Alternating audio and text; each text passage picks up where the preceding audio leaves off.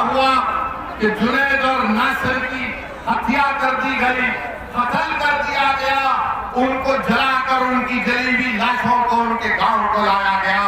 मैं पूछना चाहता हूं राजस्थान की सरकार से, आपने क्या किया जब आपके प्रशासन को जाकर जुनैद और नसीर के जिम्मेदारों ने कहा कि इन बच्चों को यही सरजमीन से किडनैप करके लेकर चले गए हरियाणा में, तो पुलिस का काम क्या था कि पुलिस भी हरकत में आती और राजस्थान के बॉर्डर में इन जालिमों को रोक देती। और जिन्होंने जुनैद और नसीर को मारा, सुनो जालिमों, तुम जुल्म करके जुनैद और नसीर को मार दिए, मगर अल्लाह तुमको, तुम्हारी नस्लों को अल्लाह नस्लो नाबूद करके रखेगा।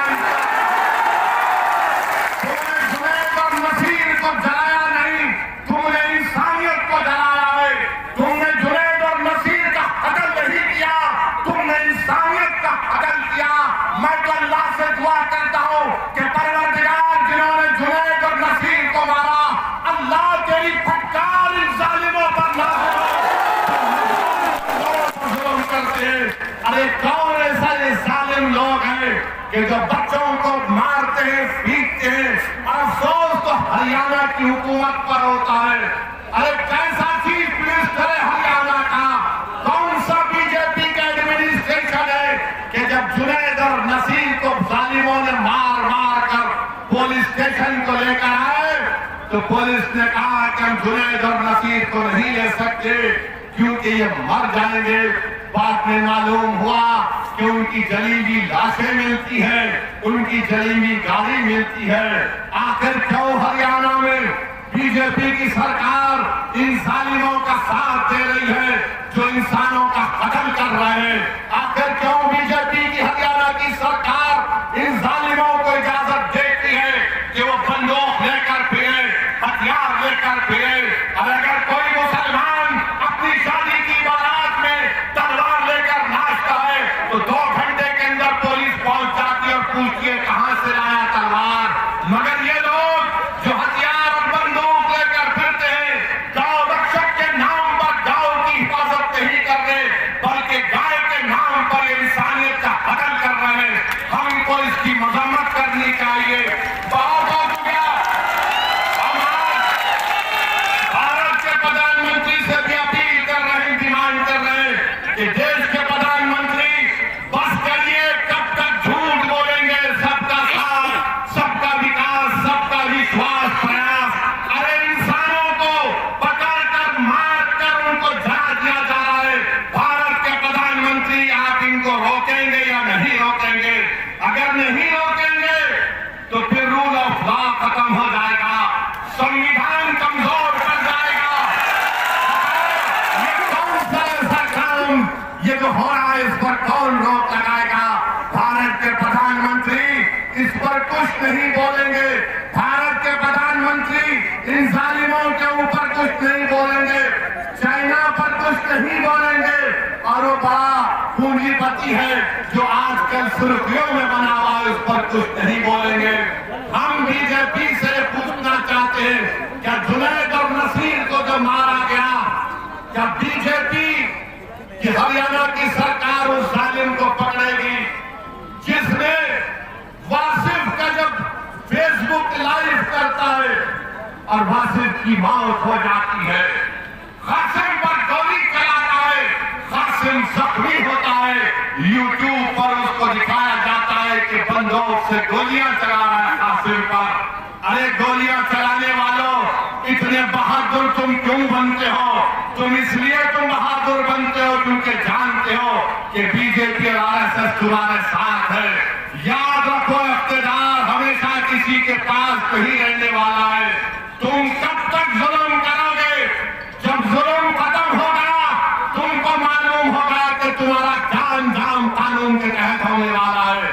मेरे अजीज दोस्तों और बुजुर्गों, इसीलिए मैं कह रहा हूं कि आपको एक सियासी ताकत बनना है।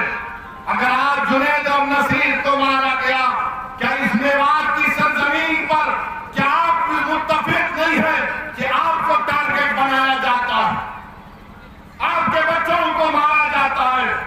बच्चों को उठाया जाता है। अरे कोई अगर भैंस लेकर आ रहा है तो उसको रोककर मार और पीटा जाता है। आज देश में बीजेपी की सरकार है, राजस्थान में गहलोत की सरकार है। हम उनसे इस बात का डिमांड और मुतालबा करते हैं कि ऐसे ताकतों पर कंट्रोल लगाया जाए, कानून को इस्तेमाल करिए। इन तमाम लोगों को जो गरीबों पर, मजलूमों पर जुल्म कर रहे हैं, पकड़िए।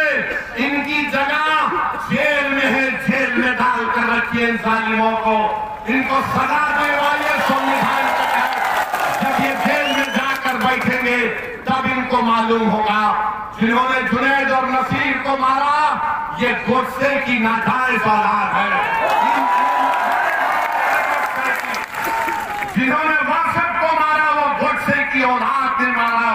जिन्होंने कासिम पर गोलियां चलाई वो गोडसे की नाजायज औलाद ने कासिम पर गोलियां चलाई। ये वही लोग हैं जो गोलियों से उनको डराना चाहते हैं।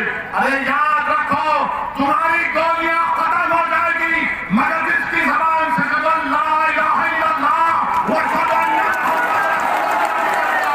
वो गोलियों से नहीं डरता, वो रब्बे कायनात से डरता है, वो अल्लाह से डरता है, तुम्हारी ताकत से नहीं डरता। बल्कि मैं ये कह रहा हूं कि जुनैद और नसीर जिंदा है और जिंदा रहेंगे। वो शहीद है,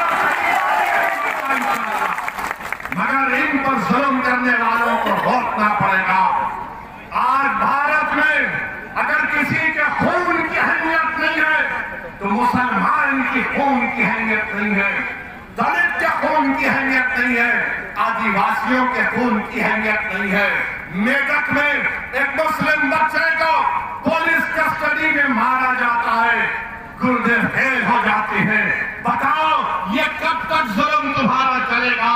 इख्तिदार के नशे में रहे, कभी जुनैद और नसीर को, तो कभी पीलू खान को, तो कभी अखलाक को, तो कभी रगबर को, तो कभी जुनैद को, तो कभी नसीर को।